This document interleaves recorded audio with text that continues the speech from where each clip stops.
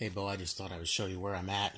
I'm getting ready to leave and go on a run, but I make sure the engine's secure. But this engine mount here, I've got the one bolt that's connected to the engine, got that undone, but the other two are connected to the transmission. I thought I could just leave it like that, but in order to get the engine and transmission separated, I think I'm gonna have to undo those too. I mean, I've got the transmission jack under there, so that'll be all right. I'll just make sure that this replace this with one that can actually get snug on there. But and then I don't know if you can see it on the camera, but you can see one of the bolts there. That engine mount there, it's all connected to the transmission. So I thought, well, I'll just leave that as it is. But I think I need to undo that too, because that way the transmission can have some wiggle room, some flex in order to detach from the engine. So right here, I don't know if you can see it, I try to use like a pry bar, and there's not a whole lot to grip onto. I didn't want to mess anything up either, but I was able to see a little crack in there.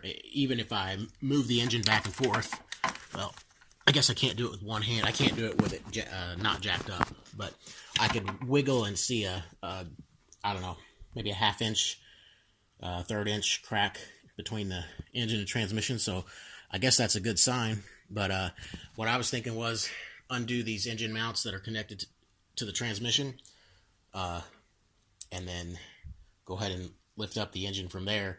But right now I've got the engine kind of, I think, halfway resting on this and halfway on that jack down there. And, that's a 2-ton jack. So I feel like it's secure. I mean, and this is even kind of loose. And of course it's still connected to the transmission, which is connected to the mount. So I think it's good for now, but I'm just wondering, like, if you can see anything, if you have any tips to help me get it disconnected without messing anything up. I'd hate to have to pull the transmission too, but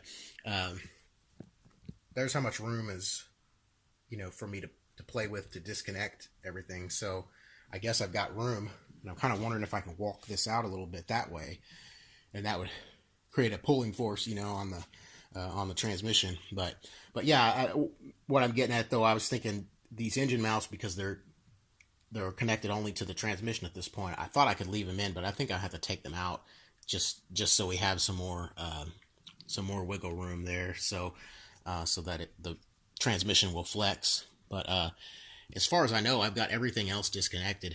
And yeah, the brake line that power steering line, I had to just take a hacksaw and go through that, and I think I'm just going to have to replace it. But it's only like $20-$30 new, so it's probably going to be like $5 used. So I'm not too worried about that. The other end of it, I'm not sure how to connect it, but I'll figure that out. So, but anyway, if you got any tips, I'd appreciate it. And again, I'm sorry to bug you, but I really do appreciate your help. It really makes things go smoothly. I just don't want to make any mistakes. I'm giving the car away. I want to give it away and have it last another 50,000 miles. Somebody bought one of those $50 Walmart batteries. It'd probably be pretty good, but it's so hard to get to, at least relative to my battery, that I thought, well, I'm just going to take it out. The overtime I'm working is going to pay for all this. I'm just going to take it out and get a 5-year battery at Walmart, the ones that are like $95, because I don't want to have